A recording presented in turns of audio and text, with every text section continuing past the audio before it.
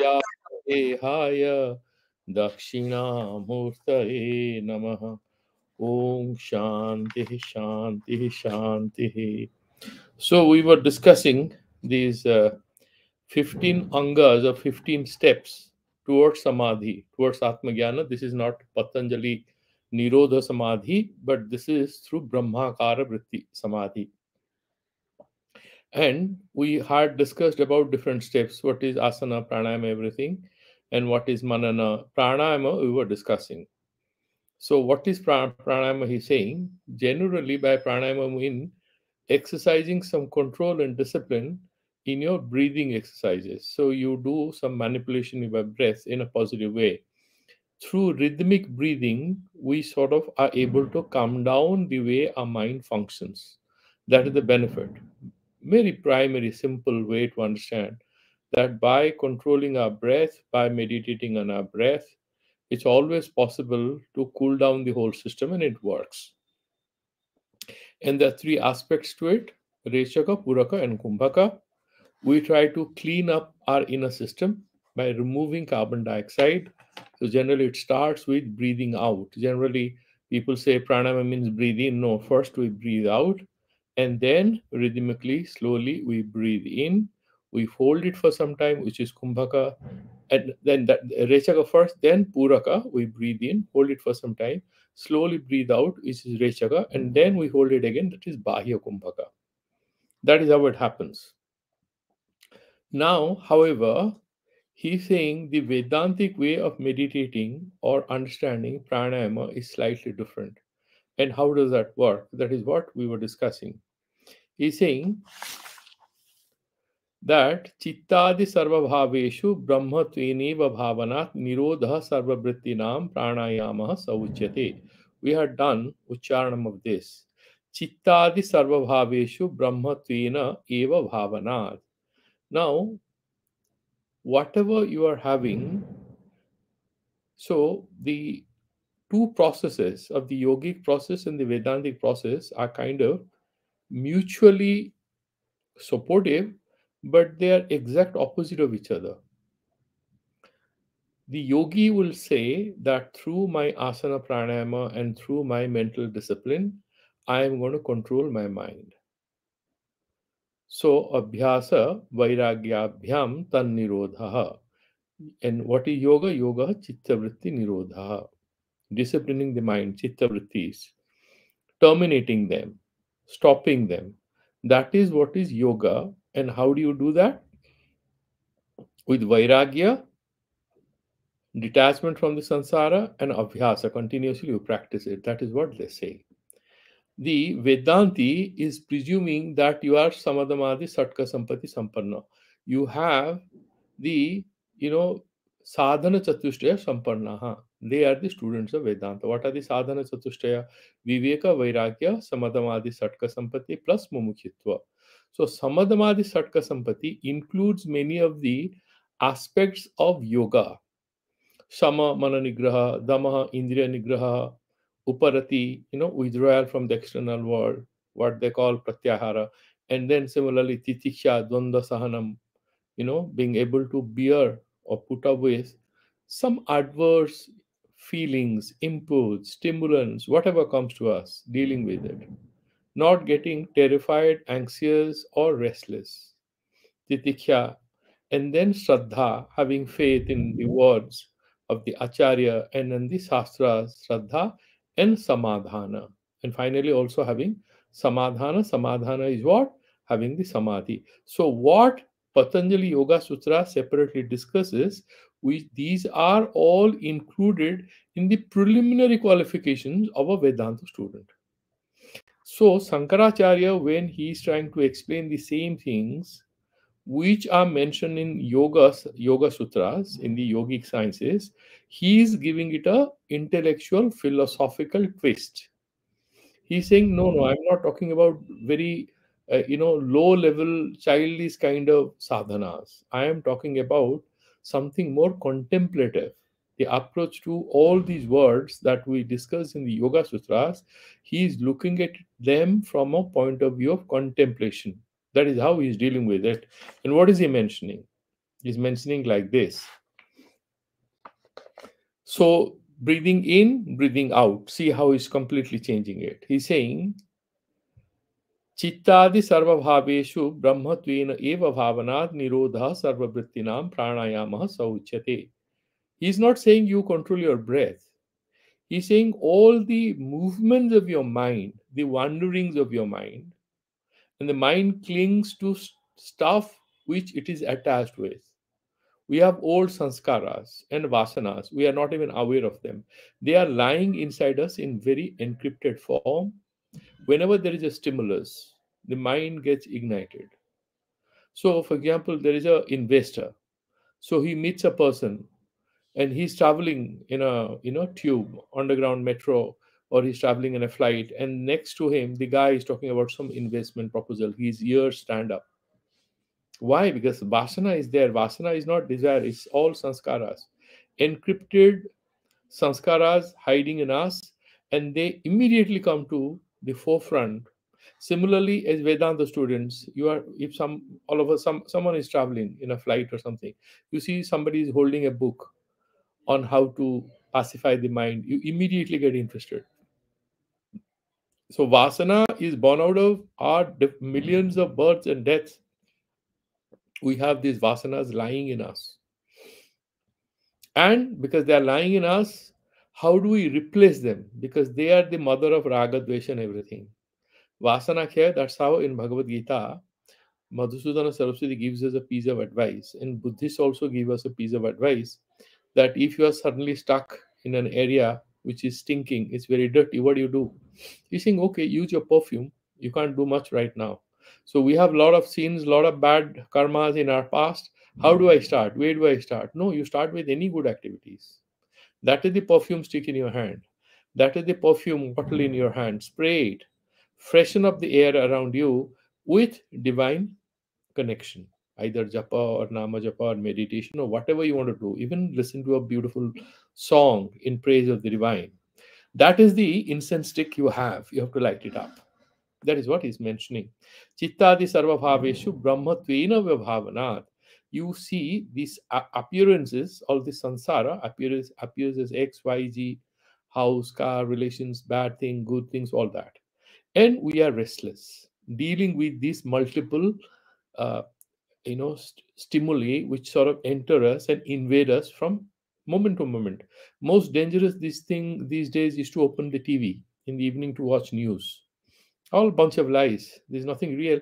Everybody is presenting some kind of a storyline to seduce you to believe their storyline.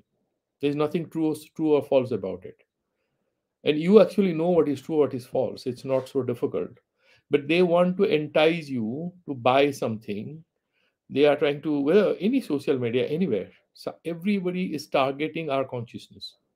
That is why Vedanta is so useful, because one thing it does is to sort of immunize us against all these interferences with our ability to be at peace with ourselves. They are trying to interfere with our consciousness.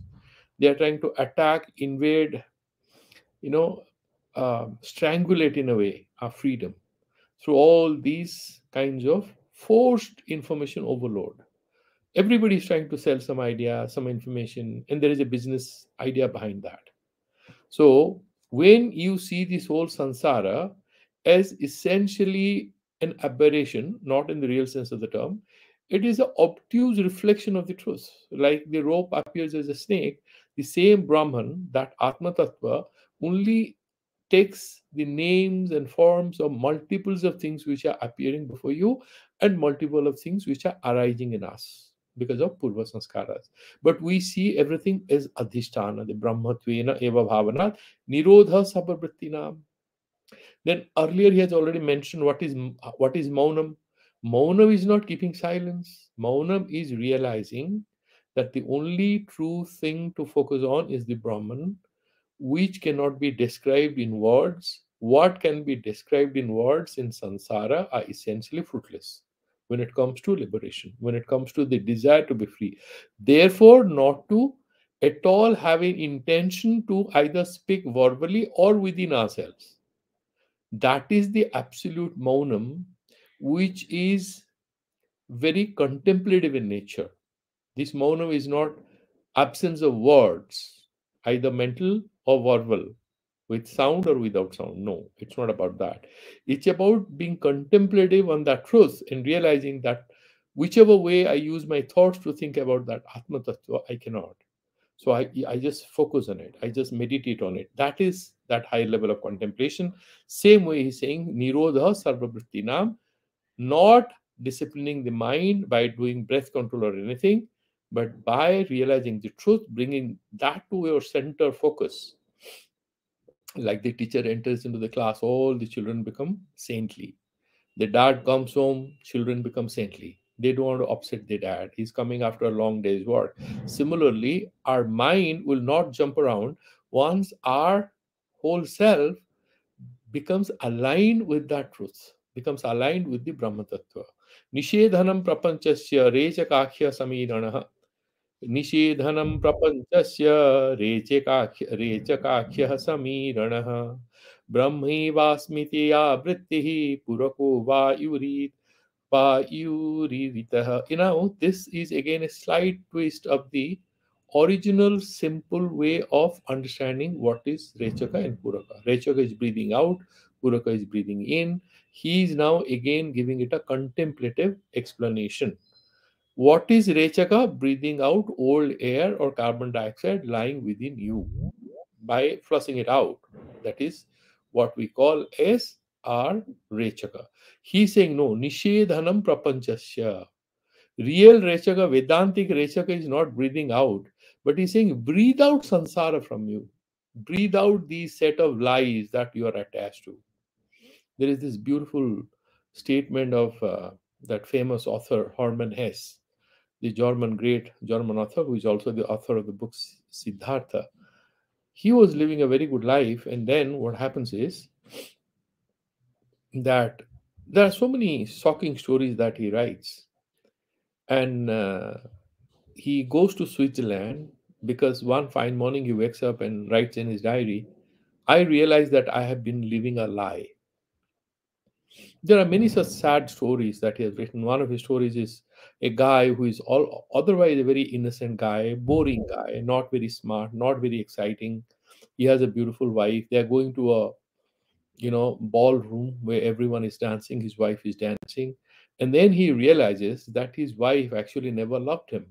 She loved another relatively younger, handsome, smarter guy, and that guy is just falling there, and then he never wakes up because he was happy so far. He always appeared happy to everyone. Everybody kind of pitied him also because he was kind of dumb-headed guy. But suddenly he realizes all that he valued in his life was just a joke, and then he falls. I mean, it's not about his death, but it's about fall of a presumption or delusional belief in something which is illusory, not real. Now, if we bring it to our life, much of what we experience as real is ultimately irrelevant if we deeply reflect on it from a Vedantic standpoint. Even realistically, if you think about it, whether it's a job or this or that, these are all temporarily irrelevant. They have a very short time span of relevance. Beyond a point, they don't hold our attention. Your job, your college, your school, your students, they will also not recognize you. Your colleagues also will not recognize you once you retire. They might say hello, but many people will just look through you maybe. They will not remember. You will not receive a call. Now you are receiving 20 calls a day. So many of these things have very temporary relevance and they are transactional in nature. And then he's saying, Nishedhanam prapanchasya. By doing dosa darsana, by flushing out, breathing out, the overwhelming presence of earthly consciousness in us. That is real Rechaka. And what is Puraka? Breathing in oxygen, fresh oxygen. And that he's giving a different twist, contemplative again. Brahma eva asmi iti ya vrittihi.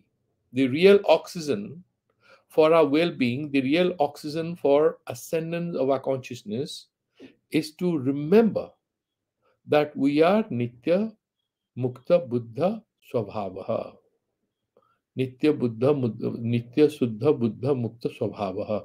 Remembering that truth about ourselves, that is real oxygen for the self. It's not about breathing in air, but it's about remembering that ultimate truth about who we are.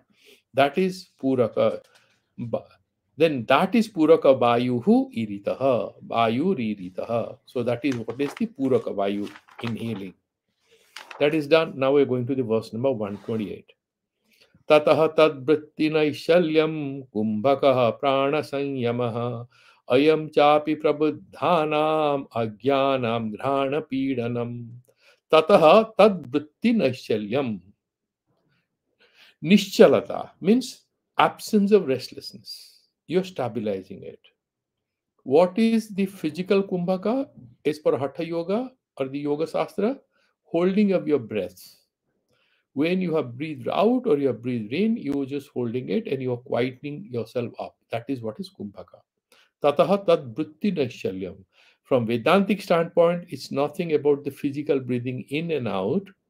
It's about once you have started removing sansara from your consciousness and you are able to meditate on ourselves as Brahman, as the pure, our Swarupa Chintanam. Once we have started doing this, we are being able to establish ourselves there. Then he's saying, Tataha tad vritti naishalyam. That vritti, what is aham brahmasmi iti vritti? Being able to meditate that our Swarupa, you are not a man nor a woman, you are not old nor young, you are not rich nor poor, you are neither an Indian nor American nor Hindu nor Muslim nor Christian. You are essentially that pure self, pure consciousness. And when you stabilize it and you're freeing this from any kind of restlessness, kumbhaka prana sanyamaha, that is the real kumbhaka, not holding the breath. Then he's saying, but this kind of Vedanti kumbhaka, stabilizing of the mind, putting it to a level of stillness where it's no more restless, this is for the jnanis. Ayam chapi prabuddhanam. He's saying, look here, the kumbhaka, don't you confuse, don't, I agree. This is nowhere written in Yoga Shastra. I'm saying something absolutely new. Why?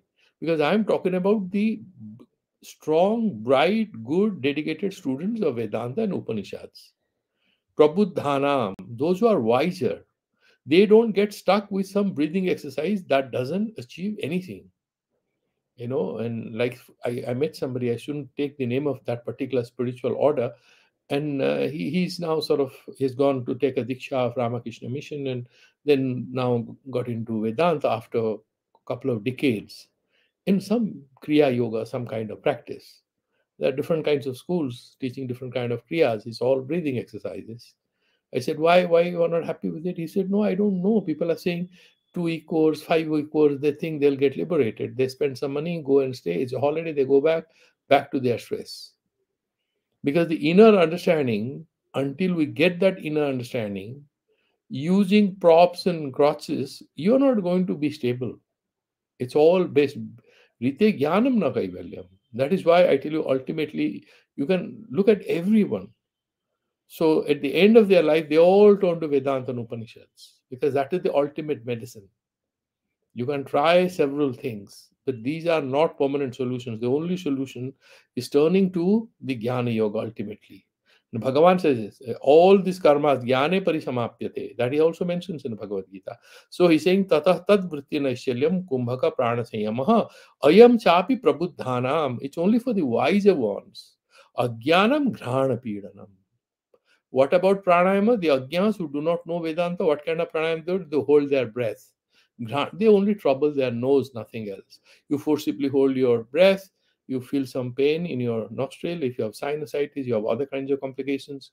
This is not to dismiss pranayama as useless. It's very, very useful in the preliminary stages. Even in advanced stages, if we do pranayama, it cleans up our digestive systems, it cleans up our mind, it helps our heart functioning. So it is a science in itself. But would it liberate us? No, no, sorry. That is not the business of that physical pranayama. For jnana, for liberation, for self fulfillment, you have to have this contemplative pranayama. That is what the Tikakara is saying. Anatma apekhya atma anusandhana taddadhyani rechaka sabda vachini iti bhavartha. Anatma upekhya, whatever is not Atma, ignore it. Then Atma Anusandhanam, then explore what is the Atma Tattva, Nitya Nitya Vastu Viveka, explore it. That is what should be considered to be Rechaka. Nanu ayam trividhopi pranayamo na kutrapi sutaha. I haven't heard. Where did you pick up this whole new interpretation of pranayama? Iti apekhyayam atra adhikarinam aha ardhena. He's saying, look here, depends on who is the guy doing it. If he's a wise guy, it is meant for him. Ayam ukta lakshana pranayama. This pranayama is meant for whom? He's saying it's only meant for prabuddhanam. Prakarshena asambhavanadi rahitatvena. What is asambhavana? What is Brahman? What I can see, the sansara is false. What I cannot see, that is true. Where are you leading me to? That is asambhavana. Having not faith in what the Upanishad says. And what is Viparita Bhavana? This body alone, this business, this relationship, this car, this house. This is what is mine. This is real. Let me stick to it. Truth is, it's not going to stick with you. We have to go. We might love all this, but these are not ours. What is ours, we are not recognizing. Bhagavan, that's why it says in Bhagavad Gita, Kripana eva hai. So these are miserly people. They are billionaires, but they are eating dry rotis with some dal. You have so much money, have good food. Similarly, Bhagavan says, you have that Atma Swarupa, why don't you meditate on it? Those who do not do that, they are miserly people, Bhagavan says. That is what he is saying. Bisesu, then we will go to the next step. What is Pratyahara? Now, Pratyahara, Ahara, you know, food. Ahru is just to withdraw. Pratyahara means withdrawing your body, your mind, everything from the external thing. So you are not trying to attract things into yourself, but you are withdrawing your attention. विषयस्वात्मतां दृष्ट्वा मनसश्चितिमज्जनं प्रत्याहारः स विज्ञेयो अभ्यसनियो मुमुक्षुभिः विषयेषु आत्मतां दृष्ट्वा विषय घट पट house car building husband wife son daughter grandchildren friends relatives in-laws nation your social identity, all these are anatma. Only Atma Tattva is without name and form. So Bishayeshu Atmatam Drishtva, all these names and forms, and invariably they are inverted expressions of the same Brahma Vastu, which we do not see, like the rope appears as a snake, the Ishvara, and everything is Ishvara. Why? Because you yourself say that Bhagavan is omnipresent. If he is omnipresent, he exists everywhere, then what appears, what happens to that? They cannot be true. Only God is true. Sadeva Swami Idamagrasit Ekam Eva Advitiyam. That Brahma alone is Sarvam Khalu Idam Brahma. Only Brahman is true. Sansara obviously cannot be true. Only one thing can be true. So Sansara is false. No, Sansara is not false. Sansara is an appearance supported by the Brahman. And Sansara appears real because we do not see the Brahman. We cannot see the Brahman because we are unable to do real analysis of why samsara is not real. It is an appearance, it's vyavaharika satya, phenomenal reality, but doesn't stick beyond a point. Whatever is nitya, whatever is eternal, whatever is infinite, whatever is free from the limitation of space, time, and physical form, that alone is nitya and that is atma eva. So whole sansara appears fine. These are like during the dream is real.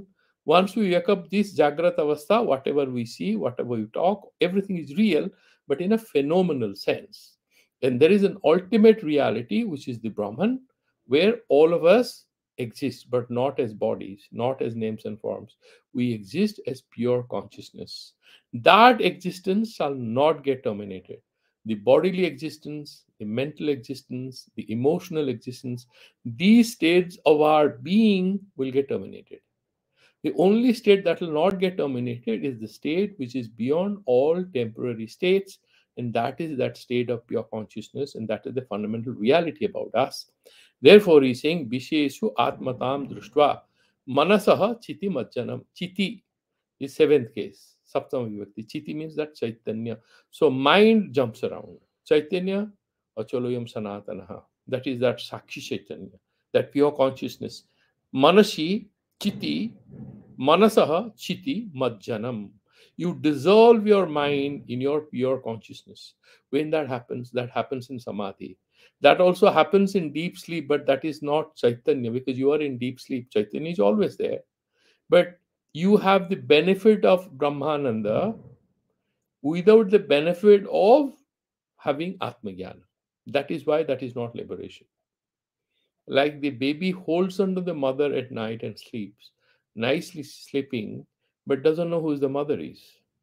A little baby, she gets the benefit of mother's love, but doesn't recognize the mother. Only after some time she knows, okay, this is my mom, this is my dad. The baby goes, she knows. Until then, just benefits from parental love, but doesn't know who are parents, who are not, nothing.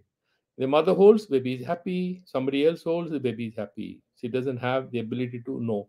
Similarly, during sleep, we have the benefit.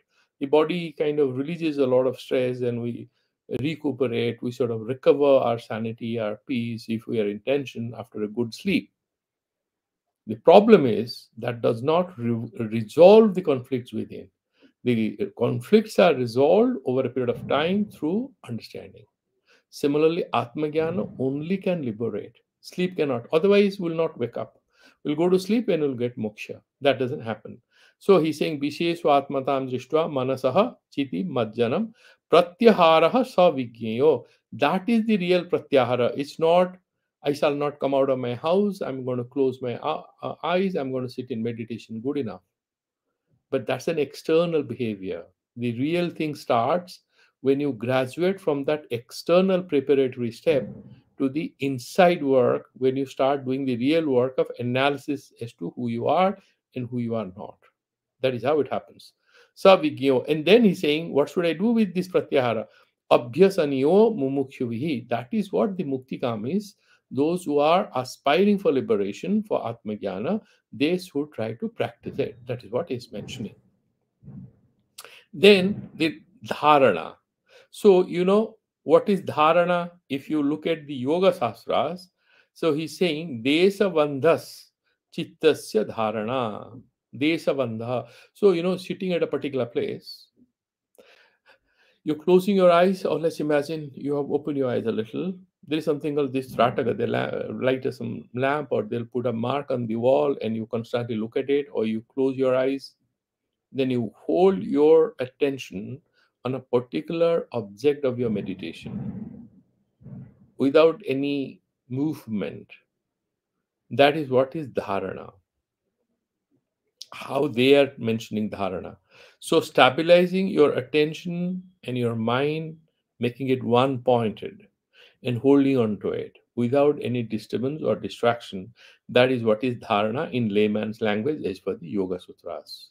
The tikas and the commentaries will make it richer in terms of the explanatory aspects to it. Now, coming to here, the contemplative way of looking at dharana is slightly different. Yatra yatra mano yati brahmanastatra darshanat manaso dharanam chaiva dharana sa paramata. Yatra yatra mano yati. He's saying stabilize your mind. Look how it is diametrical opposite to what Patanjali says. The Vedanta is taking it to the next higher level. Initial level, the mind has to be one pointed. You do all these practices. The Vedanti doesn't do it. A Vedanti can go to the classroom, take classes, go to marriage parties, he can do everything. But he is very cunning.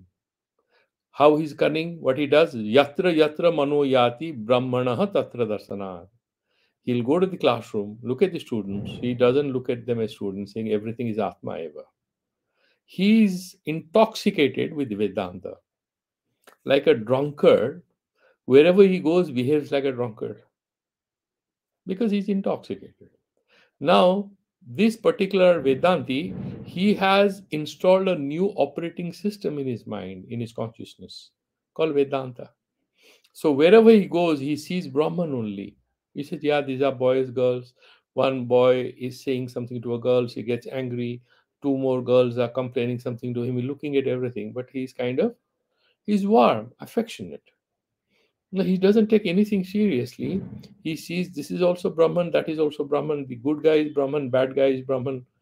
The bright girl is Brahman, the dull girl is Brahman. He's looking at everyone who is Brahman. And he knows he himself is also Brahman. So he's saying, Yatra Yatra Manojati Brahmanaha Tatra Darsanat. He sees that divinity everywhere. So why somebody is bright, why somebody is dull? Because of Papa Punya, Purva Sanskara. Why somebody is mischievous and why somebody is so good, moral, ethical, disciplined. Abhyasa, Purva Sanskara. He knows because of Sattva, Tama, Rajas and this tripartite arrangement of the Prakriti and is playing out in all these boys and girls in the classroom. And therefore, he's no, this boy is Sattvic, she is Tamasic, she is Rajasic. All are Atma only. Atma is not at all affected by this, Bhagavan says. The relationship between you and me is like the relationship between the atmosphere and the sky. There is a relation, but there is no relationship. The sky is not touched by the atmosphere. The sky, all pervading, and obviously the atmosphere is coterminous with certain sections or some areas of the sky. That is, we call atmosphere. There is a certain sphere, there is a certain volume, certain area where it permeates the atmosphere. Similarly, the jiva, all our vyavahara, Brahman is everywhere there, but that's what we don't see. That is the part we cannot see. It's like a pot full with water. There is space inside the pot, but we see the water. Similarly, when we look at a person, we see his mind, if we are very wise, we see his behavior, we see how he speaks, what he does, what's his financial status, intellectual status, all that we see. None of these is the real nature in that person. The real nature of that person is that he is also Atma, not different from us. What is filling the pot doesn't define the space inside the pot. The space inside a golden pot and an earthen pot is space only. The consciousness in a poor man and a rich man, a good guy and a bad guy is only same pure consciousness. Because of what you have filled in there, one person is good or bad. And if he changes it, he can be a good man. And that's the best thing about Vedanta. It tells that you are not your past, you are not your activities. What you have done, don't wail over it. You can always have a new day. All you have to do is realize what is my innate nature, what is my swarupa. Then meditating on it, we can wash away many of the bad sanskaras by inculcating good sanskaras. So, yatra yatra mano yati brahmana tatra darsanat manusho dharanam chaiva. That alone, that is the mind stability. By focusing on wherever the mind goes, I am seeing Brahman. So I'm not affected by samsara. That is ultimate dharana. Sa paramata. That is ultimate dharana. What about the yogic dharana? Having that one pointed concentration, sitting in meditation? Apara. That is inferior. Because it will give you temporary results. It's very good. It definitely pacifies the mind, but doesn't give you the freedom which Vedantic dharana gives. But without this one pointed meditation, we have to also accept that mind will not be cleaner, purer, and therefore even Vedanta, Sabda Grahana, Artha Nirupana, these will become challenging. So, yogic practices are very useful, but ultimate benefit comes out of Vedantic dharana. Dharana is done, now we'll go to dhyana. ब्रह्मैवास्मति सद्वृत्त्या निरालंबतया स्थितिः ध्यान शब्देन विख्याता परमानंददायिनी. Brahma. Now, first, let me again go back to Patanjali because this is one step further than that. So, Patanjali in the chapter 3, Sadhana Pada, sloka number 2, sutra number 2, what is it? Tatra pratyekatanata dhyanam. There, pratyekatanata, it keeps repeating, same wavelength. So you go on meditating. So dharana matures into dhyana. Pratyekatanata, the same thing keeps repeating. You're not having any new thought. So it's like you're meditating Aham Brahmasmi, is now twisting this whole thing. Pratyekatanata, having the same thought, Taila Dharavat, is twisting it and he's saying, look, Brahma eva asmi iti sadvritya. Just you have a blank mind, chitta vritti nirodha. What is the benefit of it? because they are the Vedanti is completely aware of the finer distinction between Buddhist meditation on shunyata and Vedantic meditation on purnata.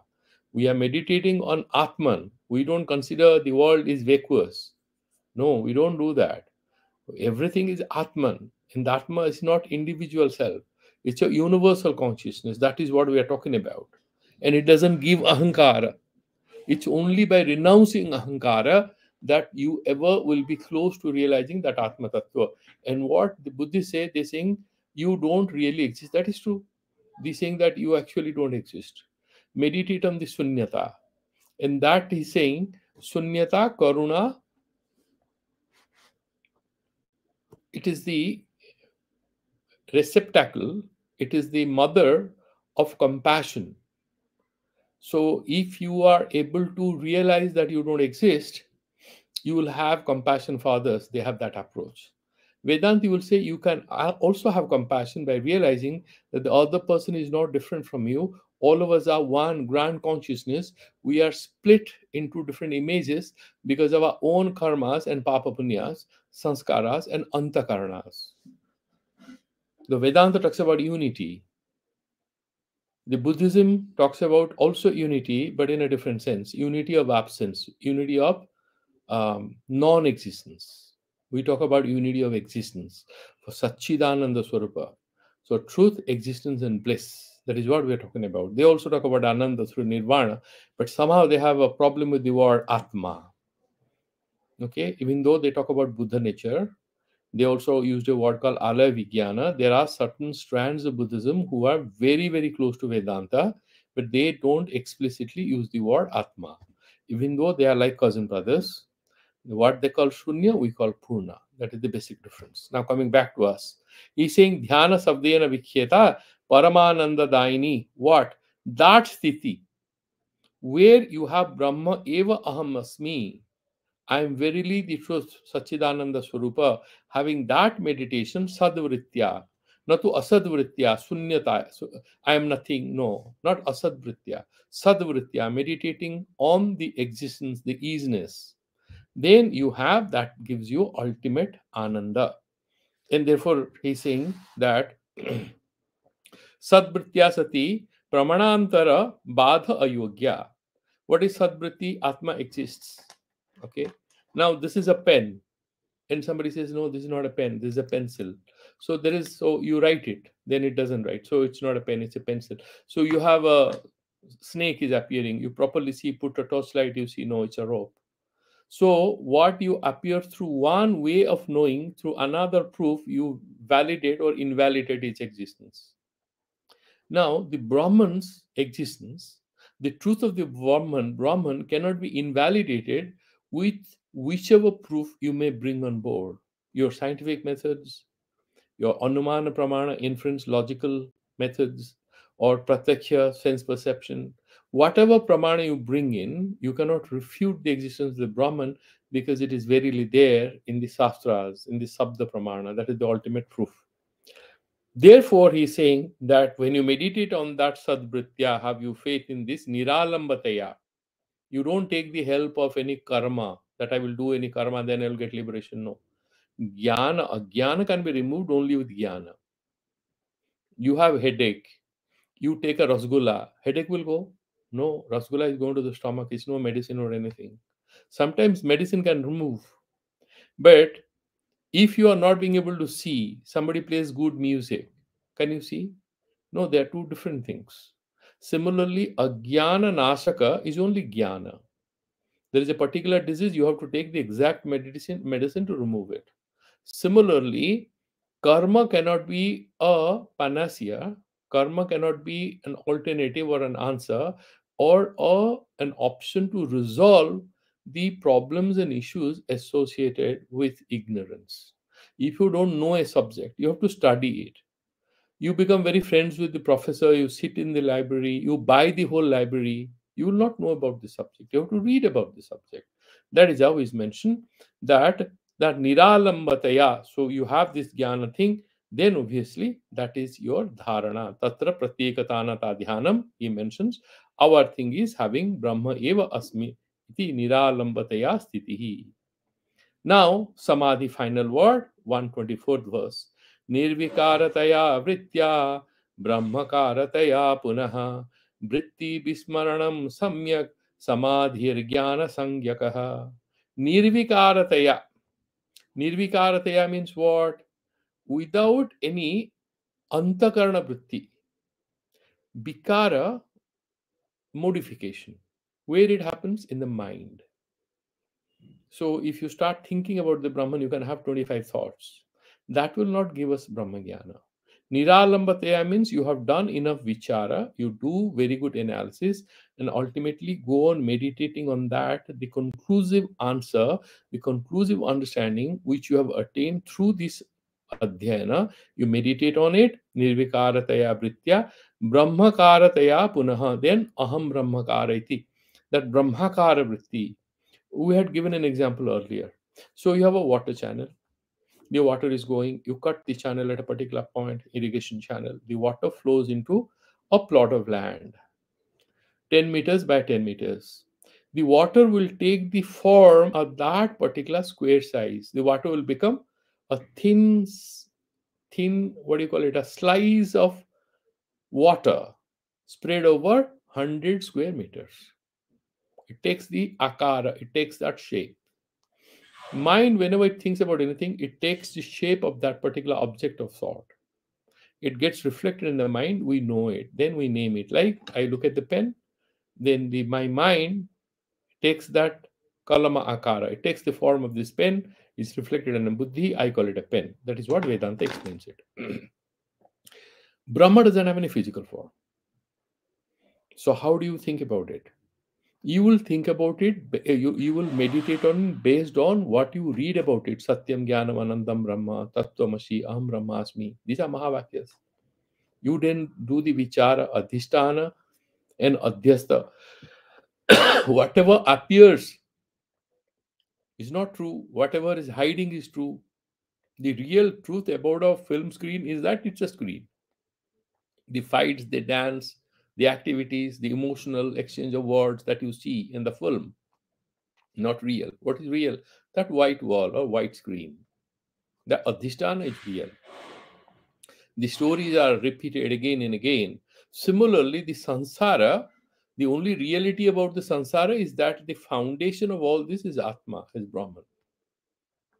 Nirvikarata, so he's saying, say, Brahmakarataya punaha. This vritti is not with antakarana modification of your mind, and then it is Brahmakara vritti. So, in a high level of meditation, you are thinking, contemplating, meditating on that Brahma Tattva. Vritti Vishmaranam Samyak. And finally, you forget all other modifications and thoughts about your mind. It becomes completely still. And Dhyatri Dhyane Parityajya Kramadheka Gocharaha. Dhyatri and Dhyana. I am the meditator. I am meditating. This process of meditation. Parityaga, remove it. What remains? Dheka Gocharaha. I am meditating on Atman, meditating on Brahman. That alone remains as real. Nivata divavat chittam. There is no air. Then there is a lamp. And the flame will become very still if there is no wind, no air. If there is slight air movement, then the particular flame flickers. It doesn't stay still. Nivata divavat chittam samadhir avidiyate. That is what he's mentioning. That is what is called samadhi in Vedanta. It's not about chitta nirodha, chitta vritti nirodha. No, it is not nirodha samadhi. It is savalambana. It is brahmakara vritti, and ultimately this brahmakara vritti, the vritti part falls. Vritti is some kind of a association of the mind. That also falls because you see, Brahman alone is real. Brahmakara vritti is also some duality there. So Brahmakara vritti also falls, and what remains? We cease to exist. Then who exists? That Brahman, and we are no different. Therefore, they say Brahmavid Brahmaiva Bhavati. The person who knows the Brahman becomes verily Brahman. Doesn't become then he has horns and he has 1,000 hands. He becomes like what is Purusha Sukta? No. He remains what he is. He has, if out of the 32 teeth he has lost two, they will remain 30 only. He'll not get another two back. He's meditating, that is fine. His color of the skin will not change, color of his hair will not change. What will change? What is changeable will go away. All the things that change in our minds, all the things that keep oscillating, dangling, they fall off. That vritti about Brahman, that meditation, that also ceases. Then that pure consciousness alone stays. Now I'm Brahman. No, you don't even say that. That alone remains. Then you are no more thinking whether you are man or woman or rich or poor, you are human or animal, or you are a bird, or you are the sky. You are everything at that moment. That is that higher stage. Vritti vismaranam samyak samadhi jnana sangyakaha. That is what is jnana sangyaka. Now, there is a problem the student is raising in the commentary. He's saying, Vritti vismaranam, forgetting that whole Chaitanya process that you have, that is ajnana. That happens, Vritti vismaranam happens during deep sleep. Is that samadhi? He's saying no. He immediate adds that definition qualifier, we qualify our statement saying jnana sangyakaha. That particular samadhi, which is jnana swarupa. It's not about ajnana. Deep sleep is not samadhi. Deep sleep is it's a mockery of samadhi because you are ajnana at that time. You are like if a person faints, he's not getting into samadhi. Samadhi is a state of alertness. Therefore, even in the now he will tell you us about the obstacles in reaching the samadhi. Laya in a vikshepa. Either mind runs around or falls asleep. Neither of this is samadhi. Samadhi is a state of great alertness, but that alertness is not focused on any external object or internal object. It's focused on its true nature, which is pure consciousness. Then in the next verse. So in the verse number 124, the commentator says, Atha antyam samadhi rupam panchadasam angam lakshayati nirvikarataya iti. Nirvikarataya visaya anusandhana rahitataya.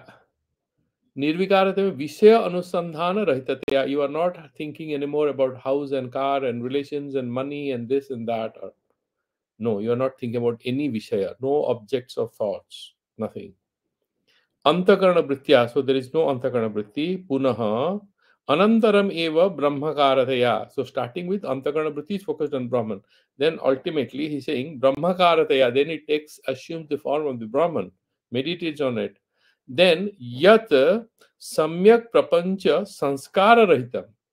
Prapancha, the sansara. Sansara is real. It will have sanskaras in our mind when we think, yeah, I'm sitting, this is hot, this AC is not working. Now, okay, it's very cold, winter is coming, it's raining outside. All these sanskaras are there about sansara. But you ascend beyond that. You are seeing everything as Atma.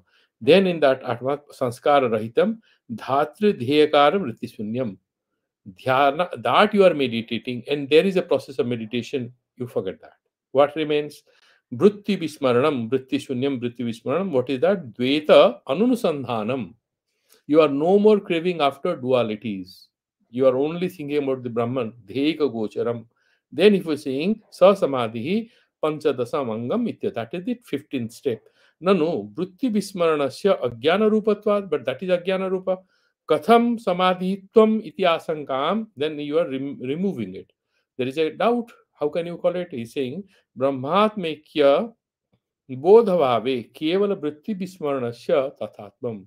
If you don't have Brahmakara vritti, then you forget samsara, then you have fainted, or you are intoxicated, or you are sedated, or you are in deep sleep. But now Brahmagyana sahitasya tathatvam. When you are meditating on the Brahman, that vritti vismaranam is obliterating the lower level functions of the mind, not obliterating consciousness per se. He's saying tathatvam iti asena samadhi visinasti. Then we have done it. It's jnana sangyakaha.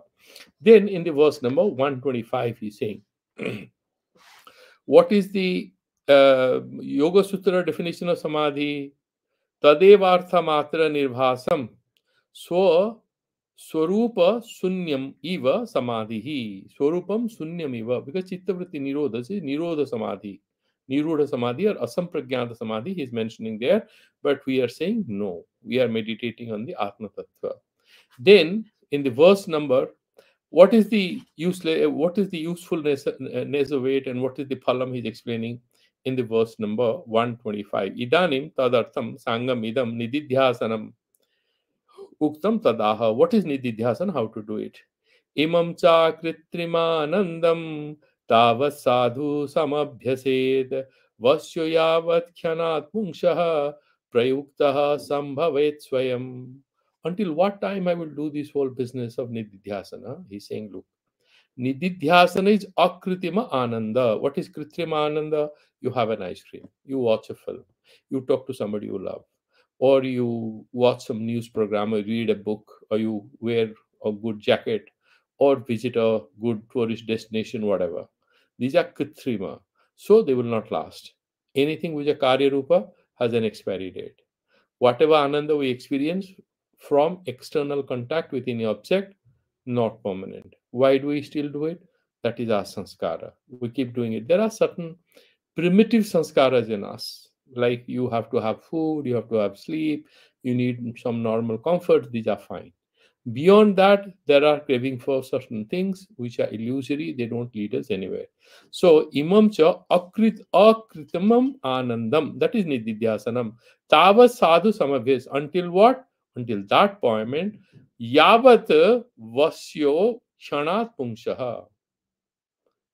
That point when you are fully in control of all your consciousness, your mind, your vrittis and everything, prayuktaha sambhavet swayam, and self-awareness becomes spontaneous. Being aware of yourself, your true nature, being aware of the Brahman is achieved easily without any kind of dangling, without any kind of effort, with any kind of distraction. That is what he's mentioning. Akritima anandam swarupa bhuta ananda abhivanjakam nididhyasanam ityarthaha. Is talking about nididhyasana, which gives you swarupa jnana chakarad yatha buddhi vedanta vicharam apiti spastam anyat. So he's saying, because imam cha akritima anandam, that cha also, what is that? You do nididhyasana and all the time also study your Vedanta and do vichara of that Brahma Tattva. Then what happens? So I'll do it, okay. And you can be very at peace with yourself without any effort. Then what happens? He's saying, look, the phalam. Tatah sadhana nirmuktaha siddho bhavati yogirat tatswarupam nachaitasya vishayo manasho giram. Tatah sadhana nirmuktaha. So 15 steps you have completed. Course is done. PhD is granted. Tatah sadhana nirmuktaha siddho bhavati yogirat. Rat means Raja, the king, he is the emperor of all the yogis. The Patanjali Yoga Sutra is fine. He's talking about all the sadhakas. He's like an emperor amongst them. Tataha sadhana nirmuktaha. You look at the lives of all great men, whether it's Ramakrishna Paramahansa, Ramana Maharshi, they were all relaxed. They were in Sahaja Bhava. They were not doing any sadhana anymore. They were not reading any books. All these become fruitless at that ultimate level.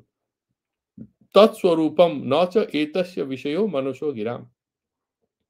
You cannot understand that Atmagyani with our intellectual mind, with whatever we have read. If we try to make sense of an Atmagyani, we will not be able to describe it, either through with the help of our mind or with the help of whatever words we may use to describe them. Will fall. Why? Because Brahma is Brahmaiva Bharvati, and Brahma is what? Avang Manasho Gochara. It's not possible for our mind or our words to anyway approximately even talk about or think about the Brahman. Similarly, we cannot even know the Atmavid in a perfect sense. Then he is mentioning about a few obstructions until we reach that ultimate samadhi. Samadho kriyamani tu vigna ayanti vaivalad anusandhana rahitya malasyam bhogalalasam layastamasya vikshepo rasa aswadascha sunyata evam yad vigna vahulyam tyajyam brahma vidasanaihi. He's mentioning about 5 kinds of obstructions. Vedanta Sara, he mentions about 4, but here Laya and Tamaha both can be put into one, but he's saying two are different things. He's saying Samadhu Kriyamane tu Bigna Ayanti Ayanti Veivalat. Certain obstructions, because of purva papas, they will come and disturb. So you go and enroll in a yoga retreat for 15 days. But you are a corporate guy. You'll keep getting phone calls. So you have to put it in silence. And the moment you come to the room, you have to respond to several mails. No freedom. Similarly, even if you are trying to do samadho, vigna ayanti vai vala, they will come forcibly because of purva sanskaras. That is the long tail we all have as humans. What are these? Anusandhana rahityam, that is number one. That you will lose interest in Vedanta. You will do some classes, you will do meditation. बहुत हुआ, कितना करना है, how much to do? Anusandhana rahityam. You'll stop inquiring into the self. What is the next one? Alasyam. You have laziness. Then bhogal alasam. Once you stop doing it, then what happens? You have some, okay, let me go there, go to the mall, pick up something, talk to a friend, go to a party, all that. Then the main obstacles. Layaha tamasya vikshepo. These are the five. Layaha tamaha. Essentially one. Laya is falling asleep. Tamaha is that darkness, ignorance. Vikshepa. Vikshepa is what mind jumps around. So whenever you are withdrawing your mind and you sit in meditation, you will find, or you are sitting in puja, you will find many things which are pending. You have left it in the table. You will start remembering them immediately once you sit in your meditation or puja. You will get phone calls as if God is ready to test your patience. All that come and invade you. You are all right, you are fine. The moment you are sitting in meditation, oh my God, I had to submit that file and this and that. So the mind will immediately try to eject you out of that particular yoga asana wherever you want to sit and do meditation. Vikshepa. Laya, then you are sitting, the mind cannot progress further. Oh my God, it's too profound. You'll fall asleep. Vedanta class also, we fall asleep. So that is laya. Tamasya, ignorance, that jadyam. Rasa aswadasya sunyata. Sunyata kasaya. What is sunyata? They give this example that you actually are you are going to say Kedarnath, then suddenly there is a water channel, and suddenly it is in between you and further progress. So you are not doing anything, you are quietly sitting. That's not going to go anywhere. You have to find a way to move forward. So there are certain moments you have king kartavya bimudata, what to do next. You have something urgent to study. It must have happened to all of us during our student lives. We are very super excited. Early morning, we get up and you go to the library. And go to the library, what happens? Then you realize this is second Saturday. Library is closed in India. Then you have already reached the college. Huh? It's quite a couple of kilometers. If you are in hostel also, half a kilometer from you. Then suddenly you become tired, restless, and you sit there. You had come to study, so you should go back to your room and study. But no, you just sit there. What to do? Maybe the librarian will come after some time. You have wasted 2 hours. Then at 12 o'clock or 11:30, you have a paper we have to write. So you go to the exam hall. You didn't study at all. That is the state of king kartabya bimhudatha, he's saying. Then that is he's saying the word sunyata. Rasa aswadasya, rasa aswadana. So a person, it's like this example I keep giving. So you join a college or you join a job, or you got an assignment, or somebody wins an election or whatever, or goes and joins an ashram. That itself becomes an achievement. Oh, finally I'm out of the samsara. Finally I've got it. No, sorry. Your new sadhana has to start from there. If you get stuck there, then you will fall down. So it's very, very important. We have to realize that any state of happiness because of sadhana is not self-fulfilling. You have to move forward. Otherwise, it'll become a drag. It'll pull you down. That's what we're saying rasa aswadasya. So there are other examples given in Vedanta. So like you are going to Kedarnath or you're going to Badrinath, and suddenly there's a landslide and you got stuck there. And after one day, the government people went and they rescued you, and you are back on your journey back home, and you are very happy. Finally, I managed to survive. Oh, you are happy in your house. Did you do darshan? No, it didn't happen. But why are you so happy? I didn't die. Similarly, you might just renounce on anything, but if you don't have Atma Jnana, that is no good. That is what is Sunyata. Evam Yad Vigna Vahulyam, all these vignas and obstructions, Tajyam Brahma Vidas Hanaihi. Slowly and steadily, you must be able to renounce all of these. So, this is 128. So, we have exactly another about 20 verses. So, we should be able to finish it coming weekend. So, let's stop here. Let's do the Santi mantras. Om Purnamada Purnamidam Purnamidam Purna Purna Purnam Purnamudachyate मुदच्यते Purnasya पूर्णस्य पूर्णमादाय पूर्णमेवावशिष्यते Om ॐ शान्तिः शान्तिः शान्तिः Sri Guru गुरुभ्यो नमः हरिः ओम् So, all right, very good. So, we'll hopefully we'll meet. We'll meet next Saturday, and